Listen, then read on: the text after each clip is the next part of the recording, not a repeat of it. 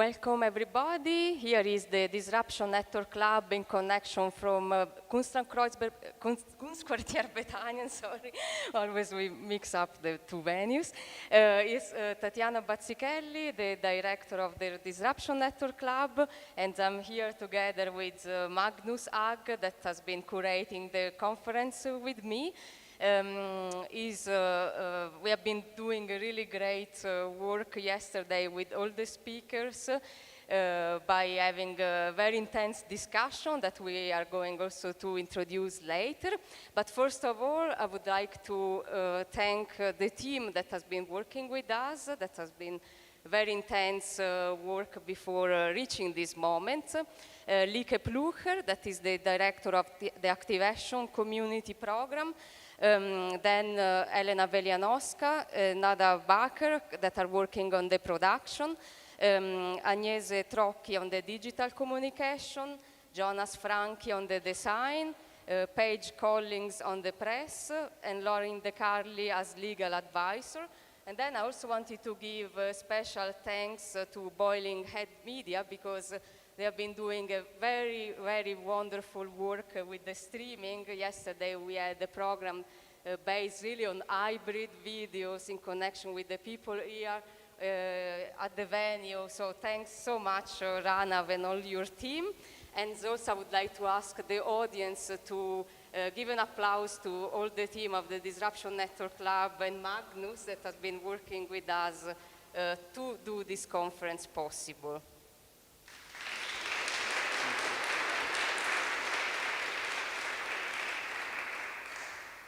So as I say, we are live from the Kunstquartier Bethanien in Berlin. This is our 24th conference. The title is Powers of Truth, China, Tech, Art and Resistance. And we have been asking ourselves some questions during these 2 days. For example, what power structure and technology are framing the dominant narratives about China? Who is benefiting and who is resisting? Yesterday, in particular, we start with the keynote of Sharon Home, and we were discussing the power dimension of human rights in China. And was also a very important moment of discussion with the audience, I would say, that gave also some positive insights in the difficult situation of China and also Hong Kong. And even more difficult was then the situation in Xinjiang and the analysis that we went through, trying to understand also how the use of technology could benefit the discovering of the truths, and also trying to investigate what is actually happening there. That is why we call the panel Reporting from Xinjiang. I will leave then to Magnus the honor to introduce what is going to happen today. So please, Magnus. Thank you so much, Tatiana, and thank you so much again for doing all of this work. Today we are continuing our conversations and kind of broadening the focus to some other aspects of kind of Chinese context. First, we start off with a focus on art and resistance, both in mainland kind of rural communities, in Hong Kong and in diaspora. How is art and resistance playing a role in all of this? Then we move on to another panel that is kind of focused on tactics and technologies of challenging dominant narratives from the bottom up. So among others, looking at the Belt and Road initiatives and how communities are reacting and talking about this and kind of elevating the voices that are living these experiences. And then we end with a keynote with a kind of ethical dilemma of both the technology and kind of challenges of living in a Chinese surveillance state, but also the challenges of how do we investigate it and what are the interests of other powers, and maybe in particular kind of US intelligence when you go in and investigate some of these things. So that's the panel and the keynotes for today. And then you go on with... Yes, and first I would like to thank the funders before going into detail about the events of today and the moderation. The Senatsverwaltung für Kultur und Europa, that translated in English is the Senate Department for Culture and Europe in Berlin, the Bundeszentrale für politische Bildung, the Riva and David Logan Foundation, the Checkpoint Charlie Foundation, and we are also supported in part by a grant from the Foundation Open Society Institute in cooperation with the Open Society Institute for Europe of the Open Society Foundations. And of course, we wanted to thank also the partner venue, Kunstnerkreuzberg Betania, and this is where it comes, and the Akud Maitnoi, where we did our previous events of the community program, and the Knowledge Barton, that is Bridge Figures, and our media partners, TADS, this Tageszeitung, Ex-Berliner, and Il Mitte. And again, thanks to the streaming part and Boiling Head Media and our outreach partner, Axioma. So, Magnus, I leave to you the fact of introducing the moderator of today and also our first event. Thank you very much. Thank you, Tatiana. And yeah, so if I could ask our first panel to join here, thank you. And as I said earlier, this panel is on art and resistance from the mainland to the diaspora. And with me on stage, we have Popo Fan, Mai Corlin, and Melissa Chan. And on screen, we have Badiucao. Hey, Badiucao, great to see you as well. And I will only introduce Melissa as the moderator, and then Melissa will do the job of introducing the rest of the panel. But I'm so glad to have you here, Melissa. I've been a big fan of your work for years. I know you've done a lot of reporting on many different issues. Just to mention a few highlights, you're an Emmy-nominated journalist based between Los Angeles and Berlin. You've reported on Cuba, Canada, Mongolia, from Moscow to North and South Korea. Your current focus is on transnational issues, often involving China influencing across borders. And you've written for the New York Times, for the Atlantic, for the Washington Post, for Time, for the Guardian, for Foreign Policy. And you've been a TV journalist both here with the Deutsche Welle, focused on Asia, right? And with Al Jazeera English, where you were a correspondent before being expelled from the country because of some of your reporting.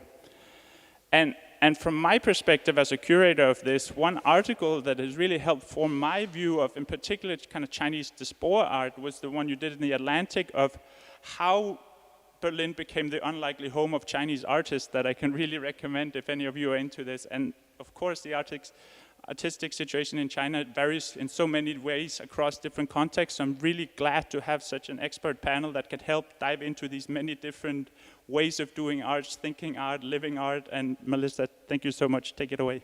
Thank you so much for welcoming me and giving me the opportunity to moderate this panel today, because I am deeply honored. In some way, I'm connected to each panelist and the stories they're going to be telling us about. So each of them are going to present. I'm going to provide a biography of each of them before they speak. That was what I was asked, but I really want to, as we think about the prompt of this panel, right? The complexity of socially engaged art in different Chinese contexts. Very quickly, I want to identify Popo Fan sitting next to me. He is based in Berlin and is a Chinese filmmaker, actor, writer.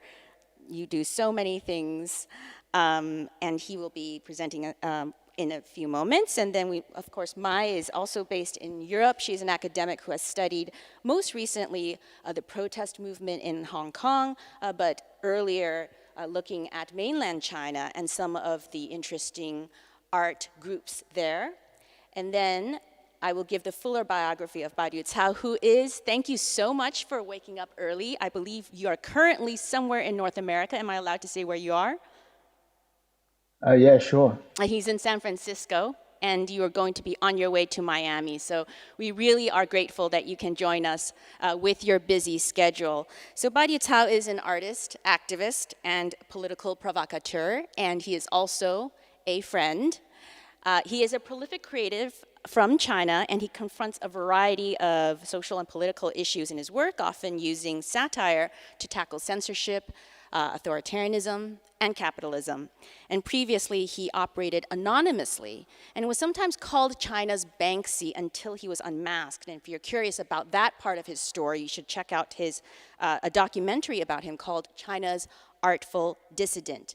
And he has exhibited in the US, Australia, soon, I believe, in Europe, and has collaborated with Amnesty, Freedom House. He has done and provided some works for Charlie Hebdo.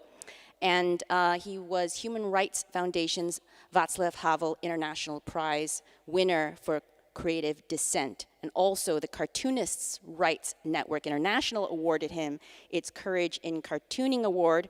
So, Badiucao, please take it away, and I believe you also have some slides that we should be able to see if the technology works. I do. Thanks so much, Melissa. Yes, it's absolutely an hour to be here with everyone here today. So I'll begin with this cartoon that I did back in time. I think now the very juxtaposition between Chinese President Xi Jinping and Winnie the Pooh has been, recognized by most of the people around the world. I want to use this work as a classic example to showing that how actually art can breach the censorship and make it kind of contradict itself. As we all know that China has been running out this incredible job on censoring all the content in China, as long as it has the potential to pose a challenge to the authority. And obviously, from my understanding, I think the censorship, especially the censorship online, will be carried out much easier if it's purely just about the words. But when we're talking about visual language, when we're talking about a cartoon or online meme, then it's certainly much harder than just censoring the words. Because for words, they have the database for all the sensible characters or sentence. So the AI or human being could be very easy to notifying which are the words are problematic, like Tiananmen Massacre. However, visual art giving this unique spin on how we can express without worrying about it to be censored before the art is created. Visual art has this unique character that every time it asks us to create something new, which means it will not be pre-logged into that censorship database, which also means that you will always have a window of time to spreading the message before the censorship in China really sees it's problematic and delete it. So that's the advantage within the hands of visual artists or audio artists or music artists, that giving us a space and window of time that letting our message to be spreading before it's detected and deleted. I think Winnie the Pooh is probably the best example to actually showing a formula that how you can defeat censorship with itself. I find when you can manage to engage the most politically taboo image with the most common, popular, and friendly, whether it's a cartoon character or it's a pop culture scene, then you create a difficulty for the censorship. Because if the censorship trying to deleting the very information, then people would ask why a lovely figure like Winnie the Pooh will have to be censored.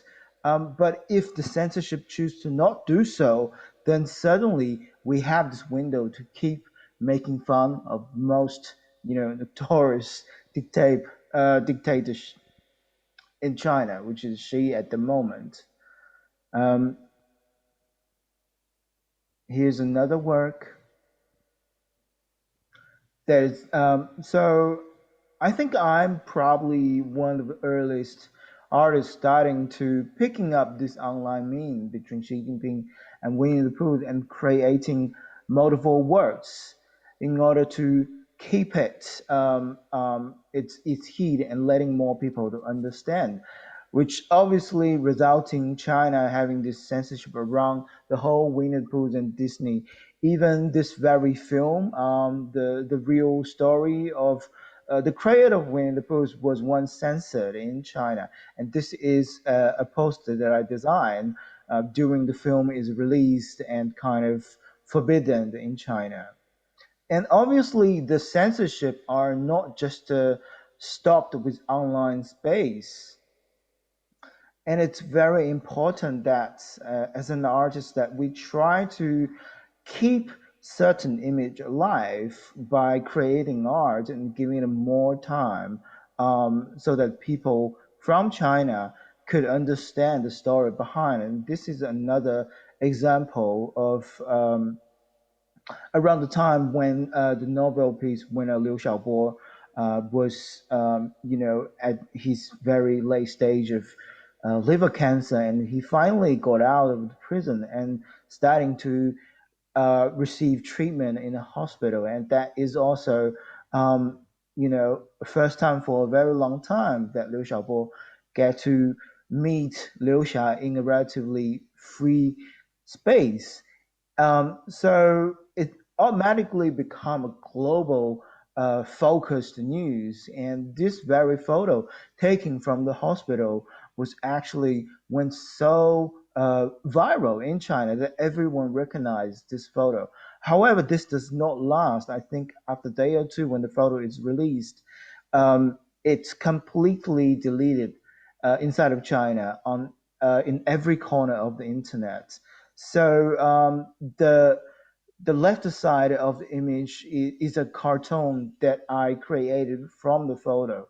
As you can see, it's a very simple work, but what helps for the Chinese audience or the Chinese people are because the original photo has been logged into the database, so it'll be deleted immediately if anyone posts it.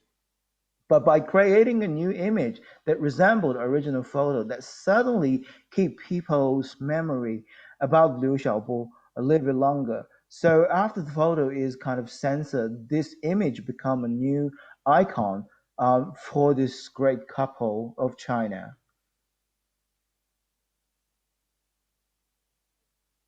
Now let's move to the next page, if we may. Okay. So as I say, the censorship does not really just stay within the online space. It's also extending to the physical space, obviously in the galleries or in the venues. So for artists like me, it's really hard to actually find opportunity to showing works. Even in Australia, the country that I'm living in now, that has been tons of pressure from the Chinese market that actually controlling the galleries and exhibiting space. So even in Australia, it'll be very hard for me to find a place to actually show my work. So naturally, a public space to be seen as traditional art gallery become a approach that I can continue in showing my work to the public and extend it from online space to the local community. So street art become a very important and strong form that I also practiced around the world. And as you can see, it is the same image being putting into Melbourne's Jose Lane, which is the very famous site for street art. And when I'm putting those paste up posters in the alley, I didn't expect actually this art will become a memorial site itself. And then people starting to come in, bringing flowers and letters, photos and candles. That is something quite unexpected to me because this is not in China. This is in Melbourne. But it just shows how powerful the story is. And it's just requiring for a vehicle to deliver the message. And sometimes even just simple as a rough street art could achieve that. And here's another photo of it. And as you can see, these all flowers are actually bring by the residents in Melbourne. Some of them can be overseas students. Some of them will be the Melbourne locals who knows the story about Liu Xiaobo and Liu Xia. And here's another example of my street art. And obviously, I have great honor to actually bringing some street art on the Berlin Wall in Germany, with a great, I feel like a privilege to do so. But however, street art is really a way to that you can really communicate with the local community. But if that I have an opportunity to actually show in the gallery, that'll be also great. However, with the censorship and influence that happening in China and around the world at this moment, I really feel the difficulty to do so. So just putting the art in the public space become my way to achieve the equivalence of gallery. Here that I want to show you a new body of work that I created for kind of anti the Beijing Winter Olympic next year. And actually, this will be the first time I officially showing this new set of work to the audience.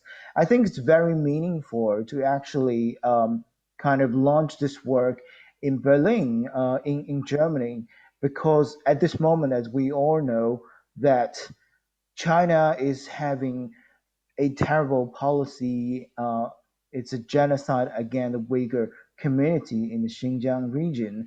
And I believe we've had this discussion in many different places, including this conference.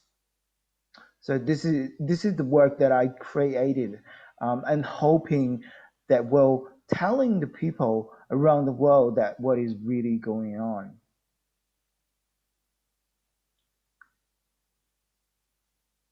So here's the full 5 set of the work.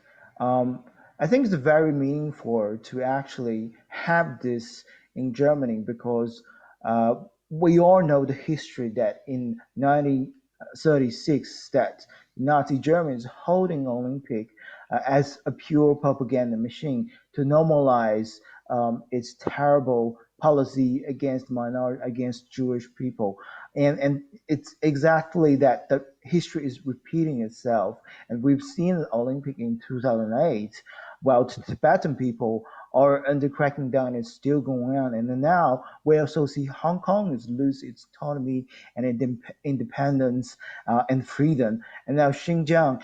Uyghur community are facing genocide and millions of people are put into concentration camps. I do think that international society, especially the people who still enjoy democracy and freedom, should stand out and say no to Beijing Olympic because it's supposed to be a great event that's celebrating humanity instead of playing propaganda for a country or a regime that's destroying humanity. This is the end of all the PowerPoint, but I like to actually, if the technician back, yeah, thank you very much. Here's another example that I want to show you. It's a very special watch from the screen. I hope you can see, and you will see there's actually a soldier figure on this watch. This watch story will be a excellent example, just showing the difficulty of any artist or exhibition around the world. So this watch is actually a gift from the Chinese government, rewarding to the killer soldiers of Tiananmen massacre, and it was auctioned in an auction house called the Fellows in London a couple months ago, just like selling a normal luxury product. It was not really paying enough respect. I think it just shows for a lot of Western entities and organizations, they did not really getting into the gravity of the history of China, and so that's why they're so easy to sell this watch in a very light manner without enough respect. Imagine if some object from Hitler was auctioned, then how controversial it will be and how much explanation it need to make through this kind of selling. However, when it was about China, so suddenly because of the benefit, because of economic interest, that it actually silenced a lot of people. So eventually, after I posting about this watch and this auction, the whole auction is actually withdrawn, and I and I'm actually talking with a lot of Tiananmen massacre survivors at the moment about this watch, and we all think this is actually a right thing to do, to not just treating it as any profitable um, object, but show the respect and understand the gravity, how terrible this object is, and how much history we can actually talk about it. So I approached the auction house after they withdraw the selling and asked them if they can, just do a private sale so that we, as an artist, but also I'm collaborating with the Tiananmen massacre survivors, would be able to collecting this watch and exhibit it and show it in a proper way. So, however, the auction house just starting to fade away from the conversation, and I know it's apparently a very classic PR approach. So if you're just remaining silent, the whole saga will just disappear. And when we're really desperate and seeing it's unfortunately this very important evidence might just disappear, in the history of sea, then someone, just an ordinary guy from Twitter, posting this watch again, saying he got one of the same watch. And I follow up this ordinary guy and explain myself and how I'm not going to use it as a profitable object, but actually, honoring its history and telling the story, the dark story behind this watch. So a miracle happened. That person just giving the watch free to me, and allowing me to make an artwork which will be exhibited soon in Italy in November. And this magical spin, I think, just shows how it works and where the difficulty that we are facing at the moment. It is those organizations being so greedy, but we also have wonderful individuals who will understand the gravity of those very important objects and they're willing to, just sharing and with no requirement. And that's also where the hope is. And this is the sharing that I want to bring for the first stage. Thank you. Well, thank you so much for your presentation. I have a quick follow-up question. A lot of the digital art, I wanted to clarify, I believe a lot of the art you create online, you don't copyright, is that it? Yeah, because I mean, the entire reason to creating this art is allowing more people to see it, is let Chinese people to see the things other than the official angle. So if I set any paywall or restriction on the art, then it actually defeat my original purpose. So yeah, it is not easy to actually run this way. It's not a apparently economic friendly way to do it, but it's also very important because that's the very essence of my motivation to create art at all. Right. I mean, it is rather unusual, so I wanted to highlight that and make that clear to folks that you can spread his art, use his art, share his art, and do it guilt-free. Most of the time you have to check. Not everything that you create is, of course, not copyrighted. Thank you so much for your presentation. Now we go to Popo Fan. Before I introduce Popo very quickly, just to remind everyone, there is a question and answer period. I'm a big believer in trying to get as many questions answered as possible, so don't wait. If you're online, there's a chat box. You can put in your questions. Start putting it in now. The earlier you put it in, the higher chance that people will be able to answer it. Now, Popo is, as I mentioned, a director, producer, writer, and actor, and many other things, and he's an organizer for the Beijing Queer Film Festival for more than a decade, and he has made documentaries, including Chinese Closet, Mama Rainbow, Papa Rainbow, and many of these examine family dynamics in Chinese society. And in 2014, his film Mama Rainbow was removed from the Chinese internet where it had previously been available, and he decided to sue the government. Anyone curious can find out more.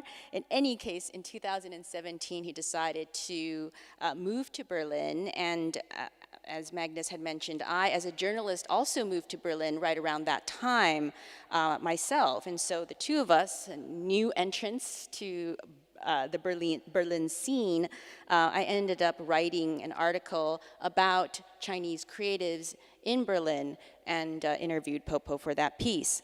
Here in Berlin, he's participated in the Berlinale and was a jury member of the Teddy Award in 2019.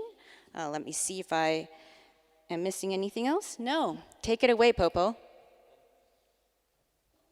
Okay, thanks, Melissa, for the introduction, and thanks, Magnus, and all the organizers inviting me to be here, and it's such a great honor. So the title of my presentation today is called "Are We What We Eat?"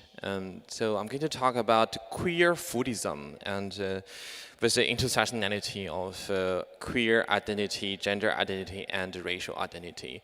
As Melissa said, I'm Popo Fan from China, and I will tell you the reason why I am in Berlin. I moved to Berlin, and firstly, we have a saying in Chinese. I don't know how many of you speak Chinese, but 病从口入，祸从口出.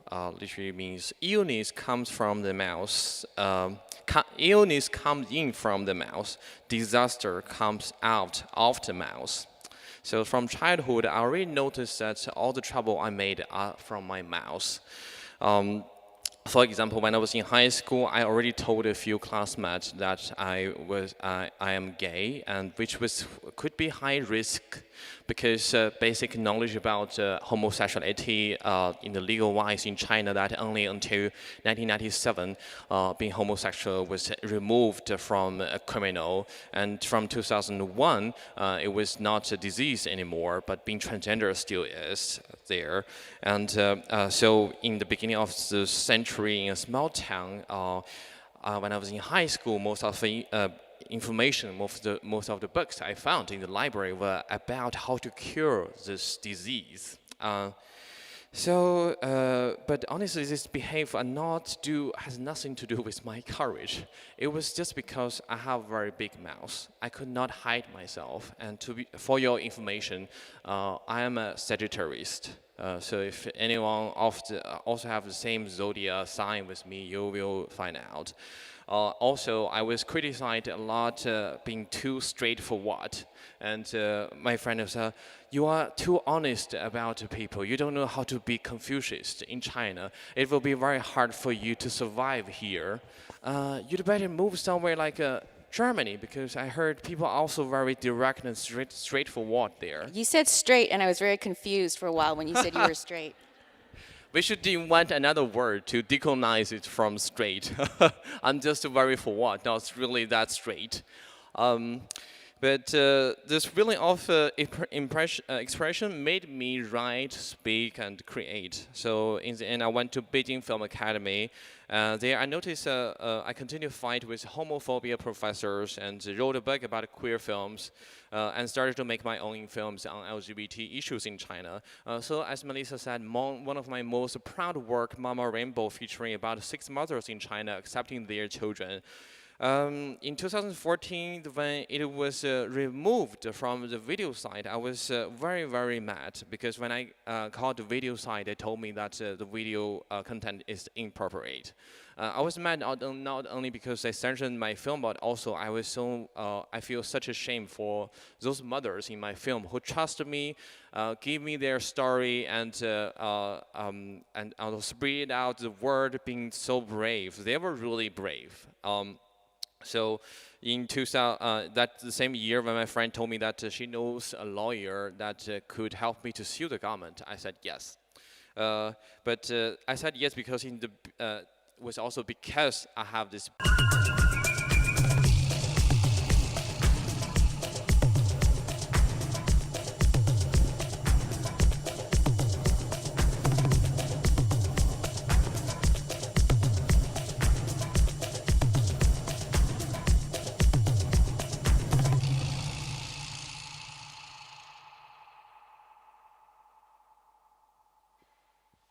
大家好，欢迎收看同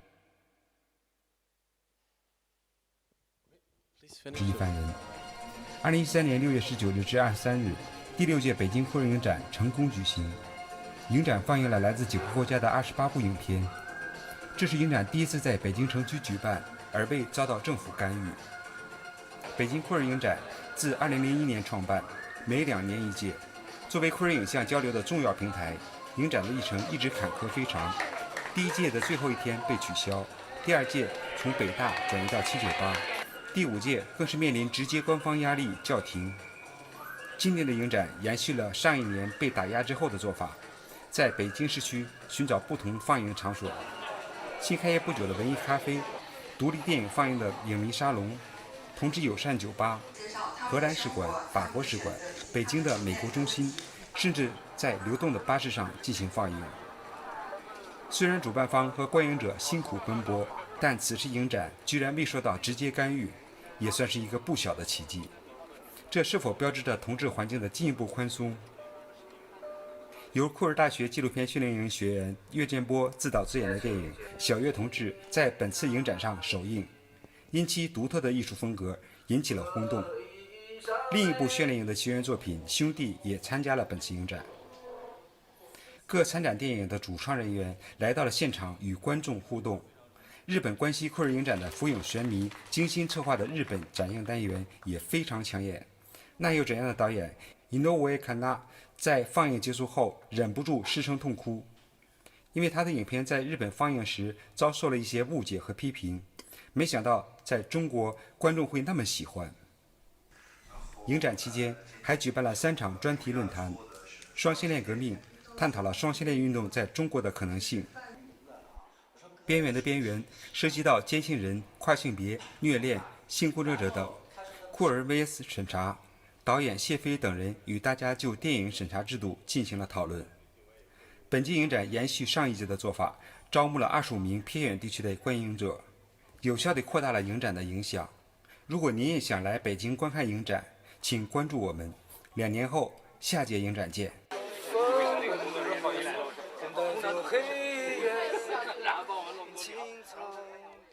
Okay, thank you.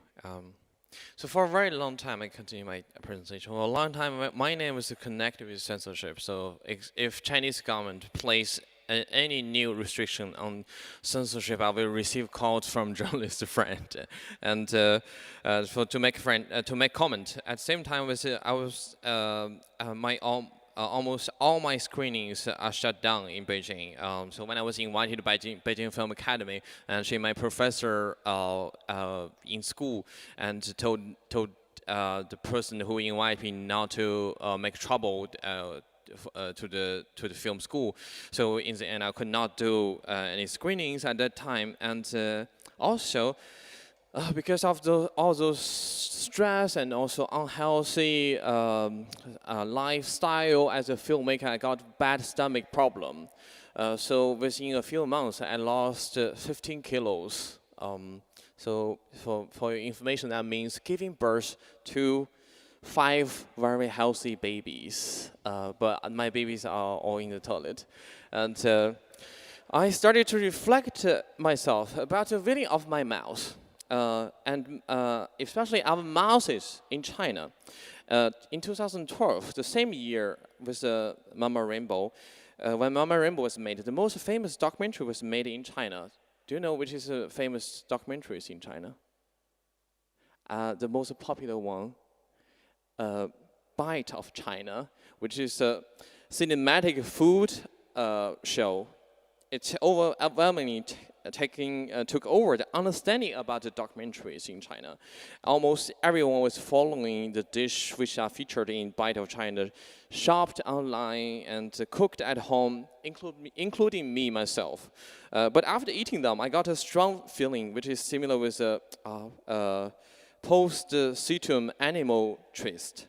Why we love eating so much. I've been traveling many countries, but never seen any other culture talk about the food so much and spend so much energy on searching food. And sadly, one of the most important reasons I think is that the mouth I dominated. I could almost hear the authorities speaking behind us saying, "Shut the fuck up and just eat." So we had to keep our mouths busy when you could not talk as what you like. The only way to satisfy it is to eat. So I decided to move somewhere food are not that great. Then I come to Berlin. The other reason I moved to Berlin was because I've been here a few times before I moved here in 2017. I really love the creativity. I have already made some friends. I love the queer scene. I love the art scene. I imagine here could be a new beginning. So the fact is, only from the second week, I already started to miss Chinese food. I could not fly back to China at that time, but I took the tram to Dongxuan Center, which is a Vietnamese market in the east side of Berlin. From then on, I visited regularly. I usually go there to eat a banh mi and shop a big bag of grocery ingredients. I feel home there. So can you believe that if I'm in Beijing and go to Vietnamese market and telling people that I feel homecoming, it would be crazy. So then I realized identity can be fluid. When being queer in Berlin is so normalized, capitalized, gentrified, I don't necessarily feel belonging to it. But being Asian is an identity that you can't avoid. When your skin color don't belong to the mainstream looking, when you don't speak the great German, when the society definitely don't identify you in the same way as other people. So in 2020, due to the pandemic, Asian food culture has been so stigmatized more than ever. I personally also experienced being spitted on U-Bahn. I taped the person and reported the video to police, but the first thing the police told me was about you should not take that video because it is against the EU privacy law. And I told him that it's my job because I'm a filmmaker. Even though I was considered to be a very strong person, but I still have a few weeks I could not get up from my bed until I received a call from a production company based in Berlin. They invited me to be part of a project called Filmwaden Berlin and Quarantine Films. So I created the piece. Could you please show the 2-minute video?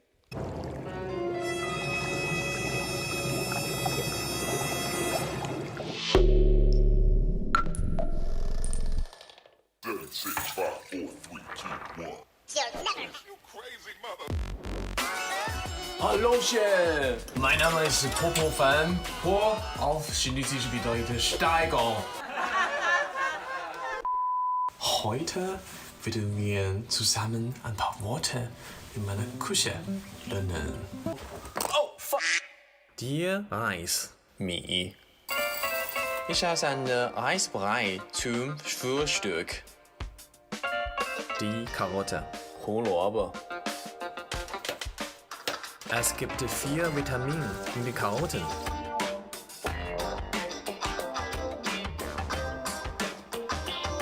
Die Fledermaus, Bienfu.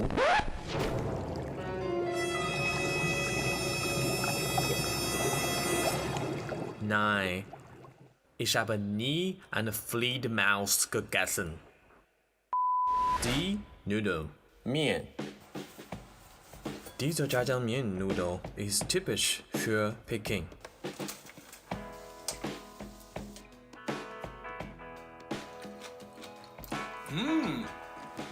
Ganz lecker. Aber eines meiner Lieblingsessen ist die Jajangmyeon-Nudel aus Wuhan. Der Virus, 病毒。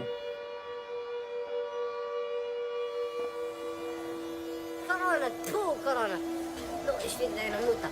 Du bist Corona. Fuck China, Politik, Diktator, Politik, fuck you. Fuck the dictator in China. Coronavirus unterscheidet nicht zwischen Nationalitäten. Und wir?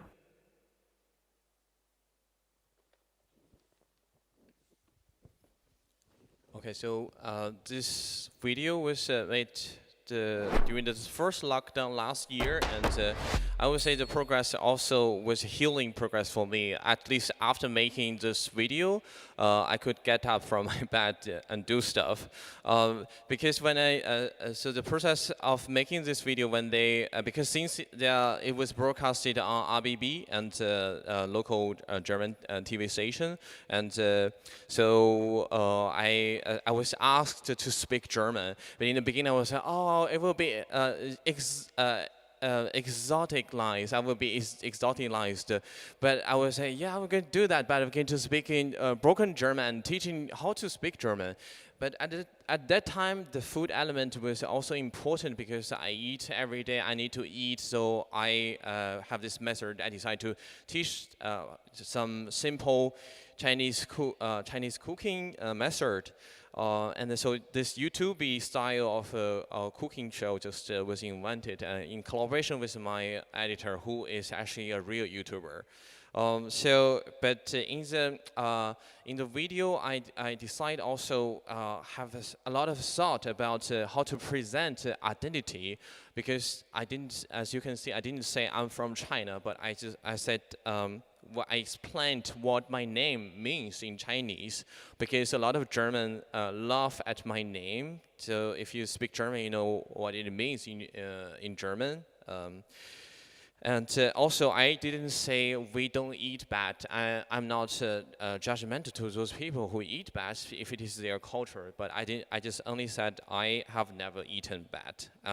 So it's also my way to exploit the boundary between individual and collective.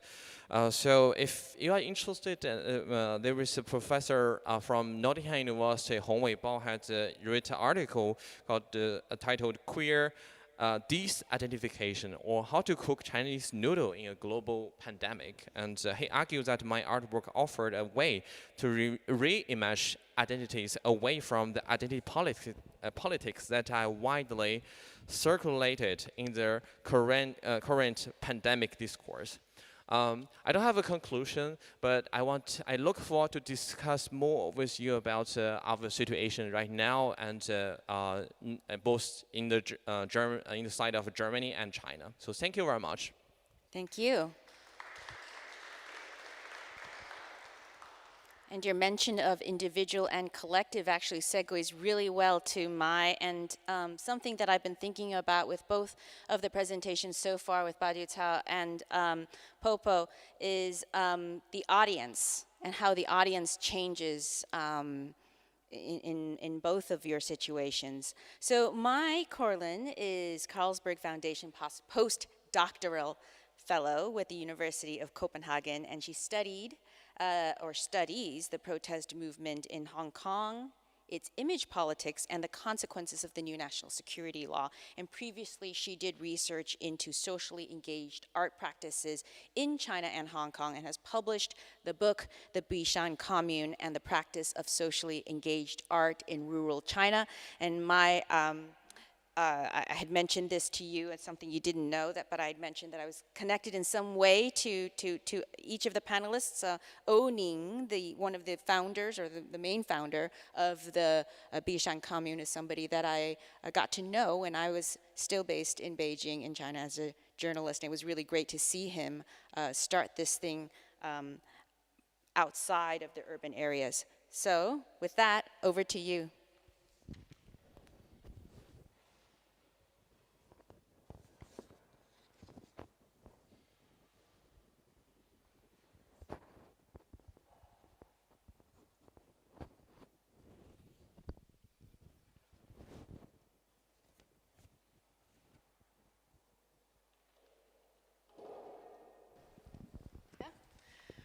First of all, thank you so much for coming and listening today. And thanks to Disruption Lab for organizing this panel. It has been really amazing to hear the other speakers. I will be talking from a very different perspective than Badiucao and Fan Popo. One thing is, of course, that I'm an academic. But the other thing is that I will be talking from the perspective from within China, and looking at people and groups working within the given political obstacles of present-day China. More specifically, I'm going to talk about socially engaged art. What do socially engaged art projects look like in China, and how do they practice in a complex Chinese political reality? In my research of socially engaged art projects over the years, I have seen a particular type of practice grow, one that attaches significant importance to mutual aid and to forging mutual relationships with communities across East Asia. As examples, I will go into two projects. Firstly, the Bishan commune, as Melissa mentioned. The Bishan commune was a socially engaged art project, anarchist art project in rural Anhui province, and it had a complicated and close relationship to local authorities. And secondly, I will talk about the independent distribution service, Light Logistics, initiated by the art collective Display Distribute from Hong Kong. There are obviously many more projects than these two, but they somehow represent two very different ends of the spectrum. And in this talk, I'll show how some of these projects practice in the face of power and people in a complex Chinese reality. Sorry. So the first project I'll present today is the Bishan Commune project. The project gained a lot of media attention in China and is one of the more well-known Chinese socially engaged art projects. It began in 2010 when the Chinese artist O Ning, whom Melissa just mentioned, he drafted a notebook entitled The Bishan Commune, How to Start Your Own Utopia. The notebook was a how-to guide for a utopian ideal of another kind of life in rural China, and it contained research into alternative communities across the world. It was based on the ideas of mutual aid and anarchism. So there would be no leaders, and decisions would be taken at common meetings using consensus democracy. So as such, the notebook presented and visualized O Ning's visions of a utopian village community. In 2011, O Ning and his colleague Zuo Jing began the work to establish the Bishan commune in Bishan village in southern Anhui province. So the main questions of my research into the Bishan commune has revolved around how an anarchist utopian community can unfold to the backdrop of the political, social, and historical landscape of rural China. Or more directly, how do you start your own utopia in the Chinese countryside? The Bishan project had its headquarters in O Ning's house in Bishan village, and it was called Buffalo Institute. And the house was a very large compound, a traditional compound with plenty of rooms, so there would be a lot of people arriving from near and far, and they would stay for longer and shorter periods of time. And as such, the Bishan project functioned as a hub for exchange and as a platform for artists and other volunteers to explore relations with the village community in the Chinese countryside. So volunteers and visiting artists did all kinds of things. They instigated seed exchanges, they wrote fiction together, they composed music pieces together with the villagers, as we see on this slide. They organized weekly film screenings and set up exhibitions with villagers that were also photographers, and they did all kinds of things.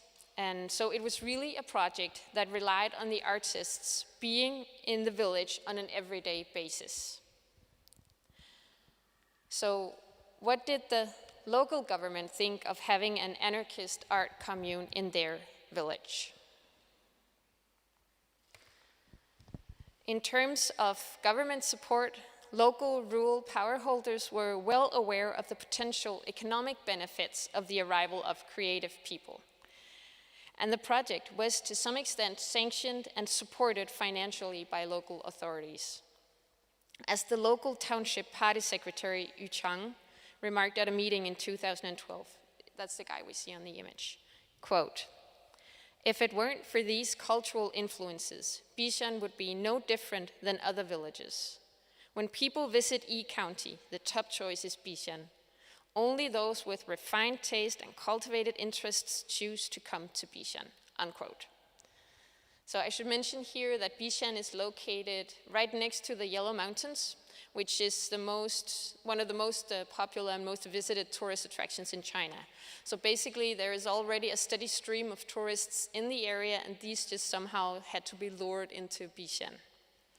So in this sense, the Bishan project came in handy for the local government and the quest for economic development. So in other words, the local government displayed support for the Bishan project, but of course always on their own terms.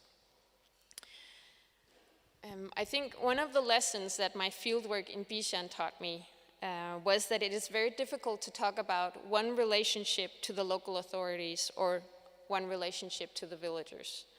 Different levels and different people provide different access points and thus different opportunities and different obstacles.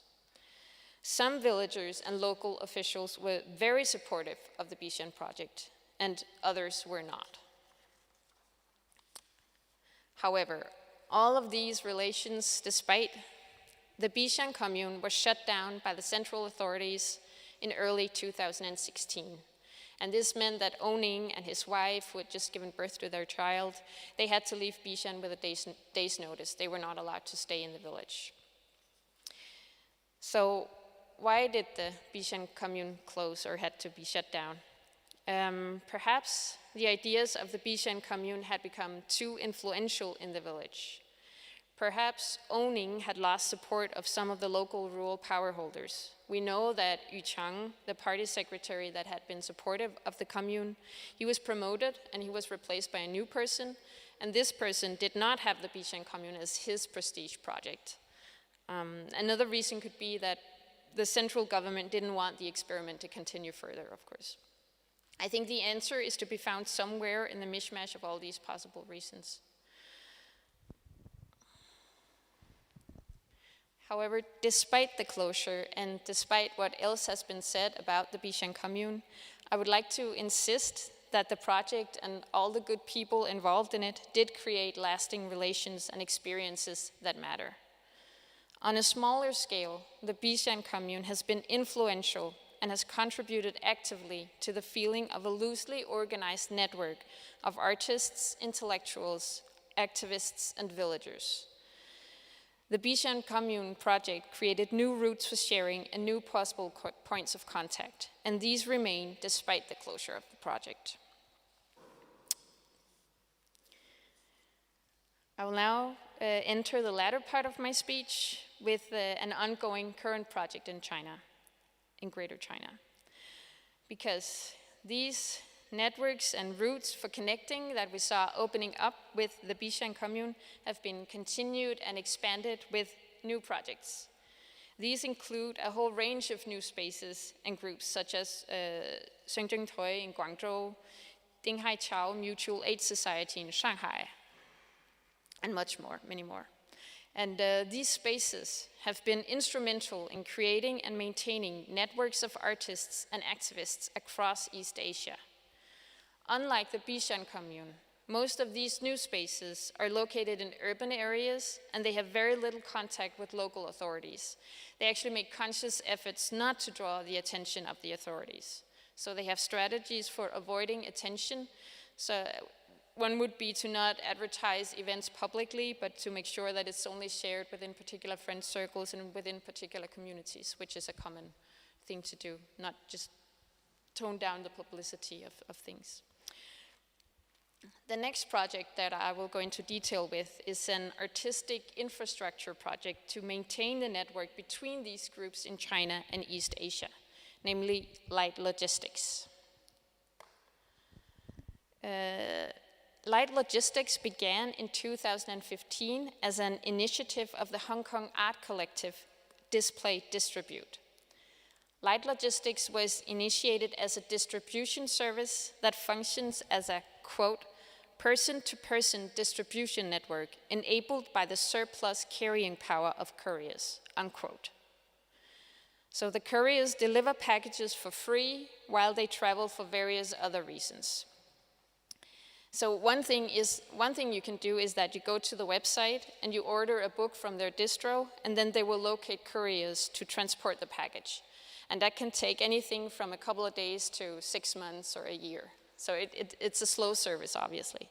But you can also offer up if you know you're going to travel from Europe to China and somewhere or another, you can post your route and you can say, okay, I can carry this amount of, this many kilos or something like that. So the network of couriers is elaborate and relies on people who, as part of Light Logistics, deliver packages to people they don't necessarily know.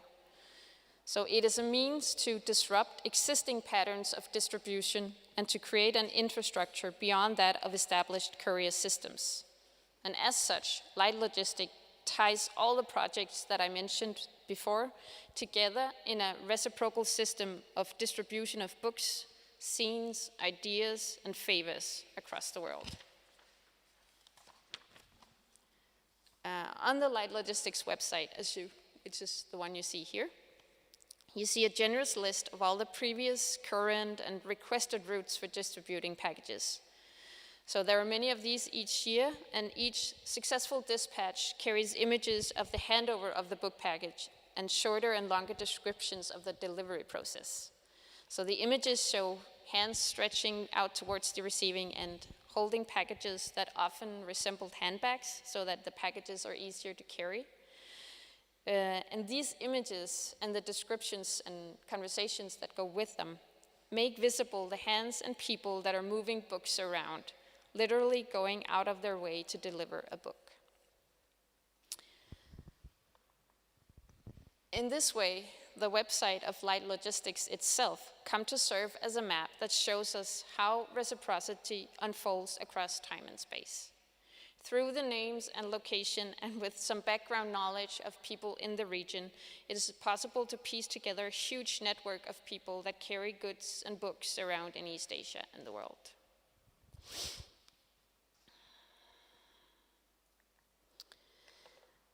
The two projects that I have discussed here today represent very different ends of the spectrum of socially engaged art in China and two very different relationships to the Chinese authorities. The anarchist Bishan commune had to collaborate with local authorities and did so with some degree of success. Light Logistics is concerned with creating the infrastructure for new routes and new connections between people in China and East Asia. Information about the network mainly flows within particular circles, and local authorities are rarely included in the line of information. However, there are differences despite the projects meet again in their common concern with mutual aid and a critique of the current organization of contemporary society. So these two projects show a diversity of practice within Greater China and that the relationship to the authorities plays out in very different manners. Thank you.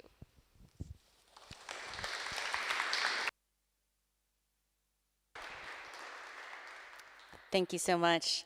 We're now going to have a brief conversation and then go to question and answer. Originally, we had about 15 minutes for this section. I'm going to keep it a little tighter so we can get to the questions. But Mai, just responding to or reacting to your presentation, I think there is a subversion going on with the Bishan commune when they are going to the rural Anhui to create a utopia. There is an implication then that China is not harmonious and not as utopian as the state likes to propagandize. And the other thing that I've been thinking about, both in your presentation with the commune, because it had an end date, but also what Badiucao and Popo Fan has been talking about is the idea of artists creating things and not being entirely certain that their work will continue to thrive, that there is an end date and it can be destroyed. I find that a theme that is coming out in this discussion. So I want to throw out a question. Not everyone has to answer, but whoever wants to, and more than one can, is I'm curious about how the art changes when you move from China to the diaspora.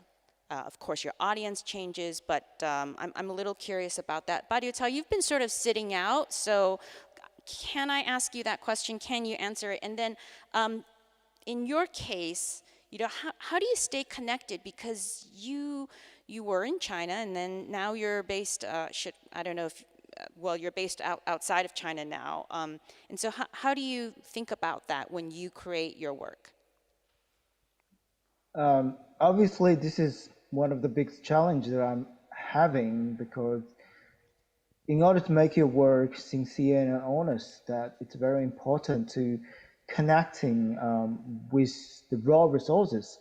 That if my work is about human rights in China, but I'm not living in China, it seems like it's a bit hypocritical that there's no guarantee that I can really know what is going on in China.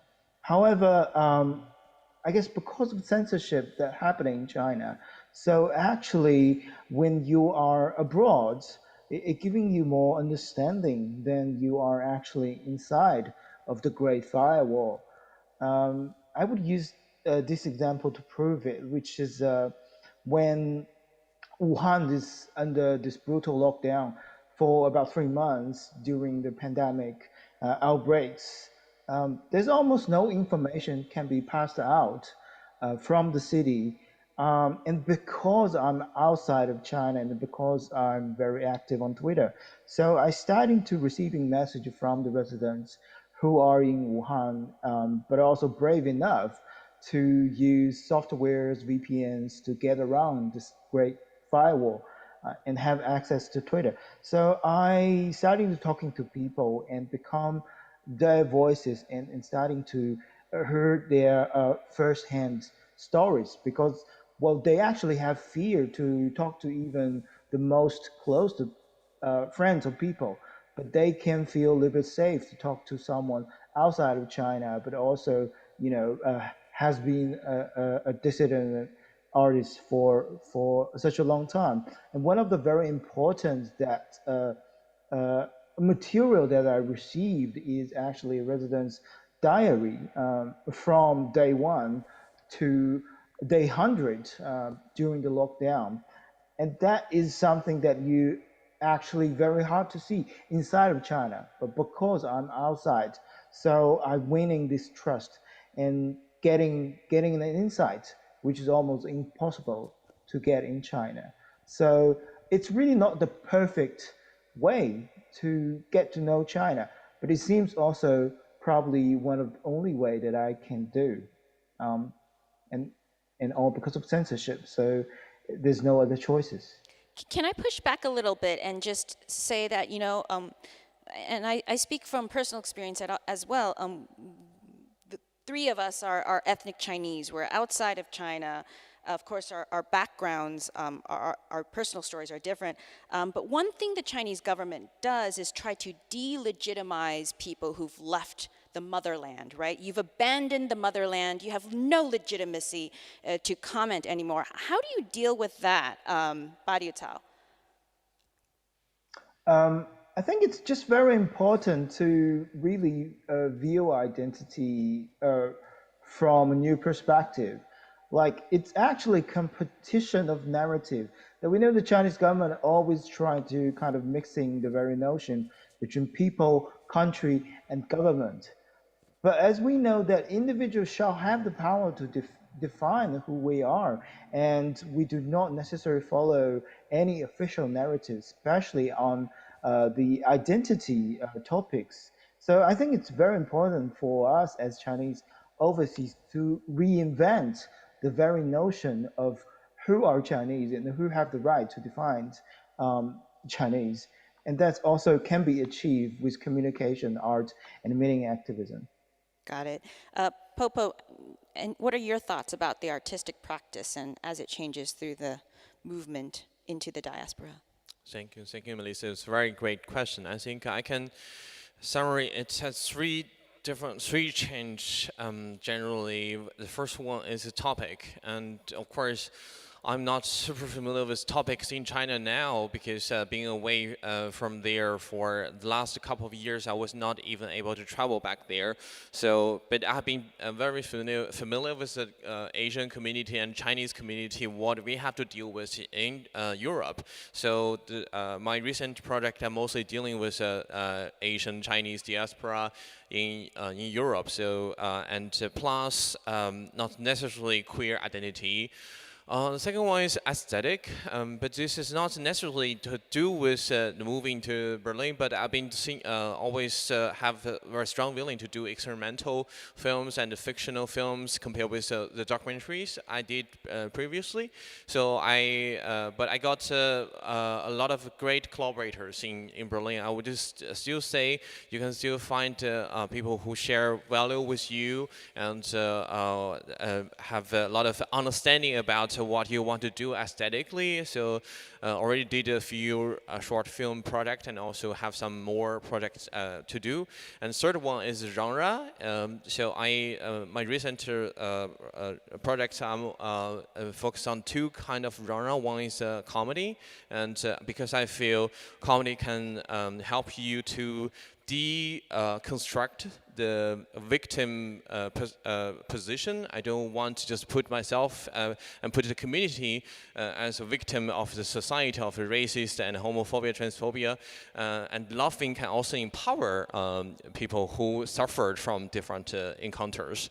And second one is the pornography, and this is also highly involved with the topic I was talking about a mouse, and because our mouse was certified from talking, from eating, actually also from sex. And sex is very important to our life. Since about 2 years ago, I started to work with Spanish ethical porn company Erica Lust and shooting porn for them. And I was also supposedly the first Chinese director work for them. So I'm really proud of the work for them, and more collaboration to be continued. So I hope you're looking forward. Great. Mai, as an observer, do you have any thoughts about that question, about changing? I mean, of course, you were also someone who studied what was happening in Hong Kong, so I'm curious. Yeah, obviously I'm an observer, so I don't have the same experience, personal experience as Fan Popo and Badiucao, and definitely there is a notion of placing people from the diaspora in another framework, right? From a research perspective. Yeah. Well, one thing I'm curious about is, did you find a difference in terms of, I mean, it's interesting that you then went on to study and look at the protests in Hong Kong. I mean, I do see some similarities in the sense that, I mean, obviously apples are to oranges, but you've looked at how groups have sort of operated. And I'm curious whether you feel like there was a difference between how the groups were, the Bishan Commune worked as a group, right, versus, you know, a very different situation, but how people collectively worked as artists and protest artists in Hong Kong. You know, their motto was "Be Water." It was a leaderless movement. So there was a difference there, but I'm curious to see if you have any more thoughts about the differences and similarities there. Yeah, definitely. I also did research into socially engaged art in Hong Kong. That was initially why I was in Hong Kong, actually, not for the protest movement, but for socially engaged art. And it's a completely different landscape from the mainland Chinese one. It's a very different like set of rules they operate under, and it's much more similar to what you would recognize as socially engaged art in a North American context or in a Danish context. And it's also like it's funded by official government agencies, and it has definitely more recognizable socially engaged art qualities compared to what you see in China, in mainland China. Yeah, definitely. Great, thank you so much. We're going to go to questions now, and we're going to go a little over too, so there will be a chance. Does anyone here have questions? And I know also if anyone has asked any questions in the chat box. Yes, there's a nod. Let's take a chat box one, but don't be shy. Raise your hands here next.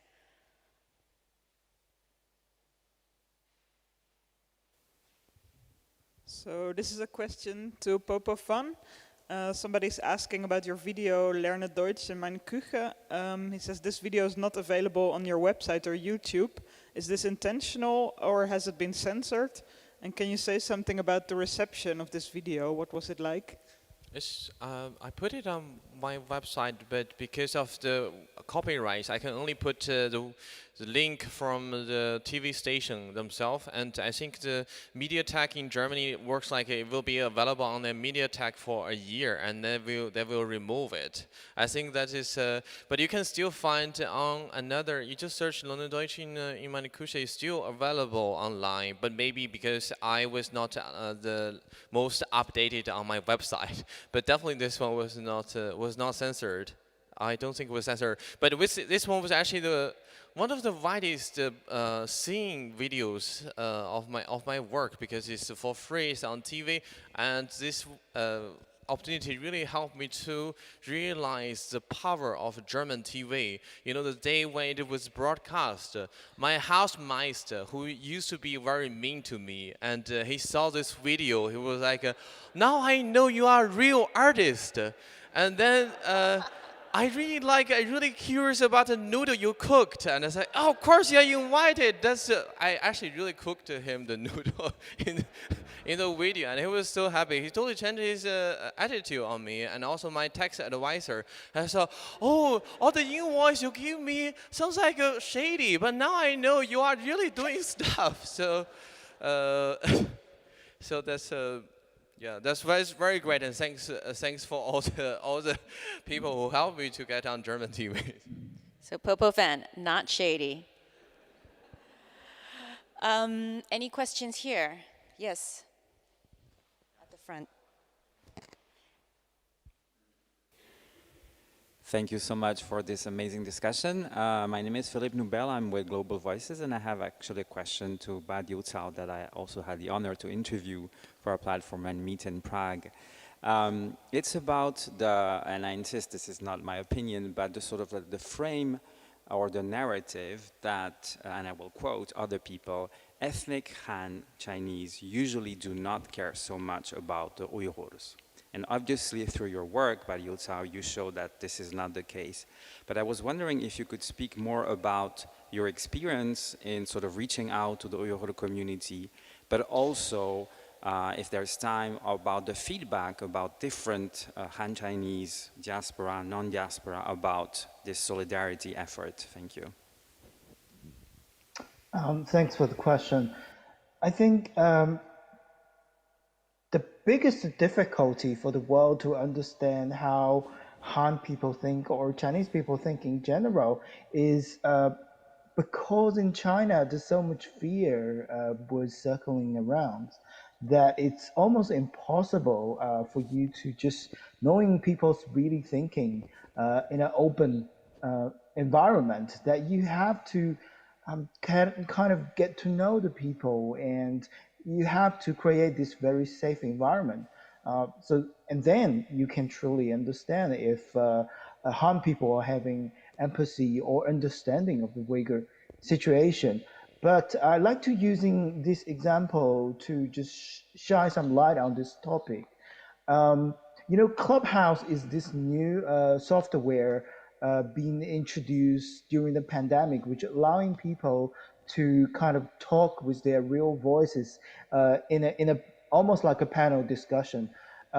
So when it was like introduced to China, it was not censored, which means anyone from China could register the account and engage in certain topic, including Uyghur genocide and the Tiananmen massacre. So what I have observed is we have room with actually thousands of Chinese. Most of them are Han inside of China, willing to listen to the Uyghur community to describe the difficulty and this desperation that they experience. And what I also heard are actually a lot of people do care about them when they were giving a relatively safe but also kind of trustworthy environment. People are willing to talk. However, after like a week, maybe 2 weeks of time, Clubhouse is totally censored in China. That is no longer people can register it, and there's rumor has been circulating national security police were actually registering social that app's account and monitoring everyone and recording everyone's speech. And after that, the Clubhouse among the Chinese diaspora, especially among the Han community inside of China, just disappeared in the silence. Go back to what we always see as they don't care, or the only voice that you can hear are those ultra nationalists who actually do not care, even mixing with a lot of hate and racism against the Uyghur community. But I just want to highlight this, like it's very hard to tell what people are really thinking in China because everyone's under this fear. Thank you. Next question, all the way in the back. And while the microphone is going over, I would just really add, on my end, and of course I'm speaking in generalizations, one thing that makes it difficult is actually the vast majority of Han Chinese have never met a Uyghur, just in terms of percentage of population. This is not like in Germany or in the United States where there are minorities and you're well aware of them because you interact with them. It's a much smaller percentage of the population, so it is very common for a whole group of Han Chinese to have never met their entire life, and it's completely abstract. Go ahead, your question. Thank you.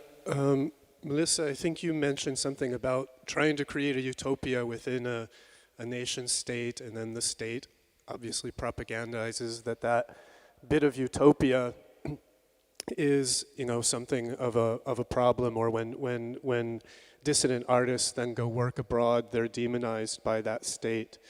And I just kind of wanted to point out that from an anarchist perspective, we all struggle to create utopias within the state that we're dealing with. Here, for example, in Berlin, the oppression, if you're looking in the right places, is quite extreme for people who are trying to create anarchist utopia within Berlin.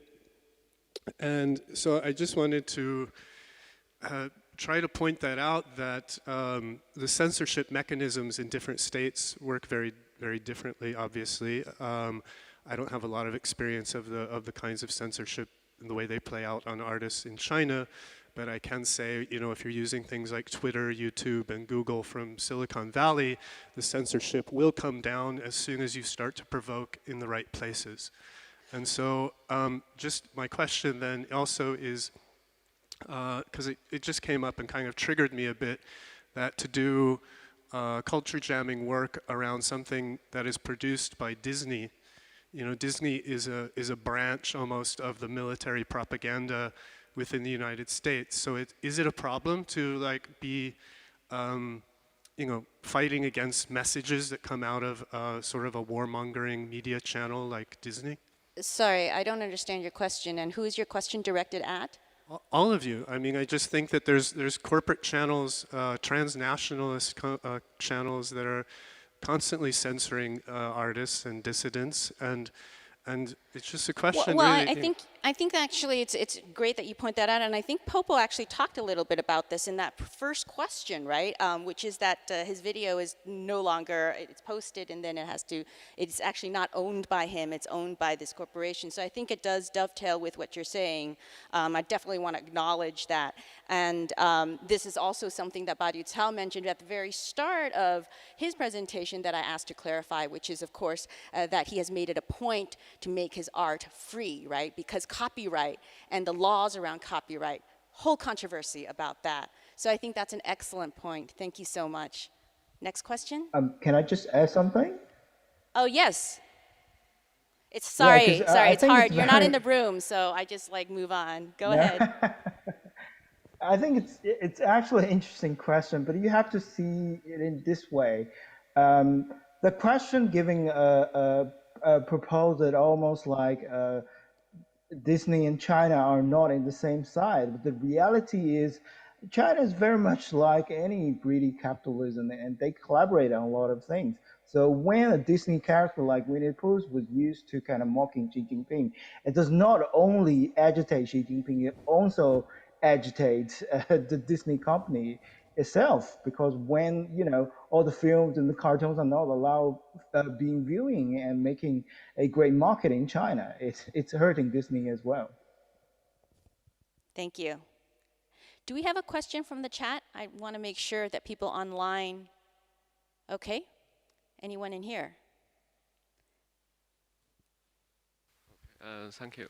Oh, hello, Badiucao. I'm just curious that in these days, in the Chinese internet, the Wu He Qilin is quite popular these days, and he's also welcomed by the Chinese propaganda government. And he also published a lot of like controversial comics, or cartoons. Do you think like this kind of stuff is also? It seems like he's earning the battlefield of Chinese narrative back. So do you think it's a big threat? And what do you think of his artworks? Okay, thank you. Okay, thanks for the question. I think it's a very interesting one as well. And could you, I do before observe you, there's a. sorry, before you go and answer, can you explain to people who might not know a little bit about this artist? Thank you. So Wu He Qilin is a very popular, content provider or soft propaganda artist from China at this moment, and a lot of his work are basically very much like video games screenshot. So it has a very good impact in the younger generation's aesthetics. But what it was really famous is it's always criticizing like the Western countries like America or Europe, which I think some of the points are actually quite legit. However, the issue of Wu He Qilin is he actually officially announced that he would only kind of criticize the so-called Western country, but he will never, criticize China's problem. And this will be my problem, and this will also be a lot of people's, problem with his work as well. Because for me, like I do not just do art to criticize the Chinese government. I also mocking, the politics in the United States. I also do works, attacking the issues in Europe, especially on all the countries' behavior on the refugee crisis a couple of years ago. So that I think that kind of distinguish a independent art practice that applying universal principle on criticizing authorities, and which versus a kind of fake political artists who actually only choose certain angle and avoiding other important topics. But I think you're right. China is really evolving its propaganda skills. There was a period of time Xi Jinping was kind of cartoonized, and it was not successful. Then China is throwing a lot of money on making funny red rap. So those gangster rappers were saying, "I love communism" or "I love the planet economy" in a hip hop way, but it wasn't successful either. And recently, so Wu He Qilin was just one of those new attempts that to try to engage more modern image like video games or NFT art that we are starting to getting used to adapt those new language to playing the old wine in this new bottle. But I seriously doubt that it will really work. They also recruiting a lot of Western influencers, like they will be invited to Xinjiang saying there's no genocide and everyone just live in a harmonious society.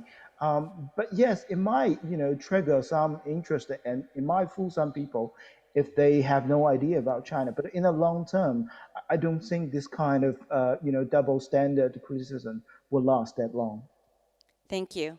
I think we have time just for one more question if somebody has one, and if not, I'm going to use moderator's prerogative and ask a question. So, okay, I'll give up my question. It's better this way. I want to know if any of you guys have experienced any forms of intimidation from like the state or maybe from ultra-nationalistic people online or anything like that. I'd be interested to hear your experience with that and how maybe you deal with it. Great. Why don't we go to Popo? Intimidation from the state, yeah. Like just feeling threatened, yes. That feeling was a bit far from me now, but I do hear every time. So these days, I have a lot of activist friends in China, mostly get influence from them, and Sometimes I also stupidly forgot which platform I was chatting with, and we had to switch to other platform to chat about their encounters with the visitors. And but this of course still remind me some of experience in China when we were organizing Beijing Queer Film Festivals, and had a lot of trouble, as you can see in the video. But actually, that was a year we were lucky. But previously, there was a lot of trouble from authority and sometimes police. But recently, it's mostly listening, even just listening that from my friends, activist friends in China, is still quite horrible. And I really also, at the same time, also admire them, have so much courage insisting on doing their work. And you know, there's one thing I have to emphasize today, because we have so many opportunities to say how horrible China is. But what is China? And of course, Western media always are too lazy to explain Chinese people, Chinese government, and Chinese companies. So it is so difficult to divide, and also too complicated to divide. But sometimes when we have this image, and for example, sometimes you can see the person who attacked me. He also cursed me about the Chinese dictator. But the dictatorship is not everybody agree with, and especially you can see how those activists are hardcore working on it and to change our society. So sometimes it's I feel such a shame when facing racist encounter, but actually because of what our government did. But sometimes people just don't divide it. They just think every Chinese people should take responsibility of what the authority has did. I don't know. We should how much responsibility we should take, because I even have never voted in China. And but this is have to emphasize that there are still many activists doing activism, even paying the value, paying the price of their own insecurity. Yeah, it's certainly a really interesting question about the responsibility of the individual in authoritarian states versus democratic states. Mai, do you have any thoughts? And Badiucao, final thoughts on that question? And my contribution would be that intimidation does not stop, even though he's being humble about being overseas. I mean, we all have relatives, we all have family members, and that is a consideration. So I am of the belief that you may have left the borders of China, but you are never entirely free. But Mai, your observations with the many people that you've interviewed and spoken to. Mm-hmm. Yeah, obviously I have not experienced anything personally, but it's something that I have seen and that I hear of regularly, like people who are intimidated by the state in various ways. Oning was obviously one example, who was told directly to leave. He was actually never told directly. They called some of his friends in the village, who were then ordered to tell him to leave the village. But it's definitely something that we see pop up, and something that concerns a lot of people and that worries. And it's, yeah, definitely more serious. Great. And Badiucao, you get the last thought and comment. Okay. Right. I think the biggest issue is that if you have a Chinese face, then the Chinese government ultimately think you are its property. They don't really view us as a human being, but we are just belongings. And personally, I mean, I'm very active on social media, so the price is I would receive death threat on a daily basis. You know, for the following exhibition, actually there will be a new work being displayed, or a collection of all the death threats that I received in recent years. And it's extending from the digital space to the reality as well. Like all my family members was harassed before my Hong Kong exhibition in 2018, and actually leading to the cancellation of the very exhibition. And when my documentary is released, China for Dissident, then in Australia, I'm actually followed by very suspicious people, and even my film director have the same treatment, that they are like strange cars. parking outside of his residence, and his emails hacked, and we actually find out the hacking is very likely come from China. So, I mean, this threat and harassment is real, and it's beyond China's border, and that is the difficulty that we actually have to face as this is an artist that in a daily base. But however, this is not going to stop us either. This is exactly the reason that we have to, fight back and continue to making the works. So one day this situation can be changed. So one day, our children will not have to suffer like this. Badiucao, Mai Corlin, Popo Fan, thank you so much for joining us this afternoon. It was really, really interesting, and thank you.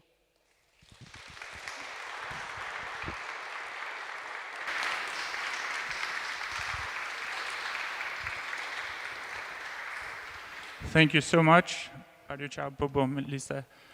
Mai, this was really amazing, wonderful conversations. I learned a lot and I'm very inspired. And I just want to say we have a quick break now before we go to our next panel, that is Voices, Tactics and Technologies to Challenge Dominant Narratives. That's 4:15.